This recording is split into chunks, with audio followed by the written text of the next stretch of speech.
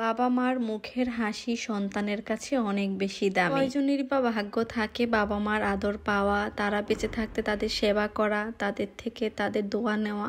এটা কিন্তু সবার ভাগ্যে থাকে না। আর যাদের থাকে তারা আসলে অনেক ভাগ্যবান, আর তাদের উচিত সেই সময়টাকে সবসময় কাজে লাগানো, সবসময় বাবা মার সেবা করা। যখন সবাইকে ছেড়ে চলে যাব তখন এই খাবারটা আমি খুব মিস করব।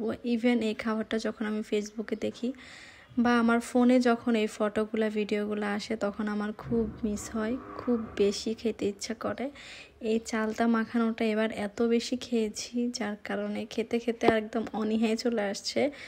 আবার কয়েকদিন পর অনেক বেশি ভালো লাগবে। কিছুদিনের মধ্যে আমরা ঢাকায় চলে যাব, তখন আর খাওয়া হবে না, যার জন্য প্রতিটা দিন আমাদের এই চালতা মাখানোটা খাওয়া হয়। আজকে দুপুরে রোদের মধ্যে বসে সবাই মিলে একসাথে খেয়েছি, আমি, আব্বু, জিহাদ, ইব্রাহিম, শান্তা, শামীম, আমার ভাই, এখানে আব্বু, আমার সবাই মিলে একসাথে বসে খেয়েছি রোদের মধ্যে। এখানে আব্বুকে একটা বাটিতে দিয়ে দিছি। আব্বু হচ্ছে চিনি খায় না, যেহেতু আব্বু ডায়াবেটিস, যার কারণে আব্বুকে আলাদা করে বাটিতে একটু উঠাই দিই। আর হচ্ছে আমরা বাকিগুলোতে চিনি একটু মিক্স করে নিই, কারণ টক ঝাল মিষ্টি হলে এটা খেতে আরও বেশি মজা লাগে।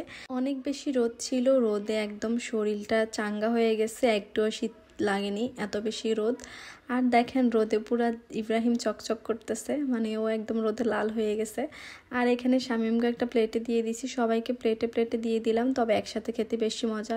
ঢাকায় গেলে আর কিছু মিস করি আর না করি, চালতা মাখাটা খুব মিস করব, কারণ এখানে আমি নিজে বানাই না, শুধু একটু ভিডিও করি আর বাকি সবগুলো অ্যারেঞ্জমেন্ট আম্মু আর শান্তা মিলে করে, আমি জাস্ট একটু ভিডিও ক্লিপটা নেই।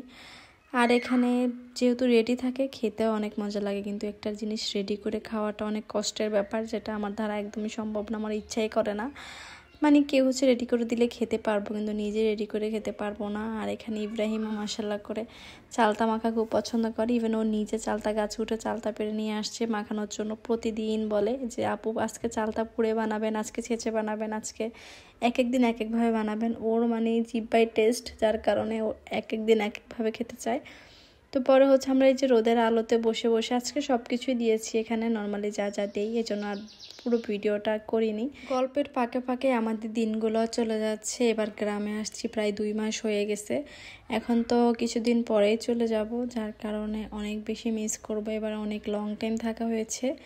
এরপর হচ্ছে আমাদের খাওয়া দাওয়া শেষ, এখন হচ্ছে ইব্রাহিম গরুর জন্য ঘাস রেডি করবে, মানে সব কিছু এনে এখানে রেডি করে রাখবে, এরপরে এসে কাটবে। শুকনো এবং কাঁচা দুইটাই খড় মিক্স ছিল, দুইটা দিয়ে ও কাটবে। এর মধ্যেই হচ্ছে আমাদের দুপুরে রান্না অলমোস্ট কমপ্লিট হয়ে গেছে, শুধু হচ্ছে এখানে পোলাওটা ভেজে নিলেই হবে। আজকে যেহেতু শুক্রবার, শুক্রবার একটু পোলাও মাংস না খেলে হয়, তো আমাদের প্রতি শুক্রবারেই পোলাও মাংস খাওয়া হয়। পোলাও আর মুরগির মাংস দিয়ে ইব্রাহিম ভাত খেয়ে নিল, এরপর আমরা চলে গেলাম আবারও খড় কাটতে। এখন হচ্ছে কাটবে, তো এই কাটাটা দেখতে অনেক ভালো লাগে, আমি নিজে একবার ট্রাই করবো ভাবছিলাম, কিন্তু আর করা হয় নাই। তো এই যে এখানে শুকনাগুলো আগে হচ্ছে কাটতেছিল, এরপর হচ্ছে কাঁচাগুলো সবগুলো কেটে একসাথে মিক্স করে নিল। আজকের ভিডিওটা এই পর্যন্তই, ভালো থাকবেন সবাই, নেক্সটে দেখা হচ্ছে, আল্লাহ হাফেজ।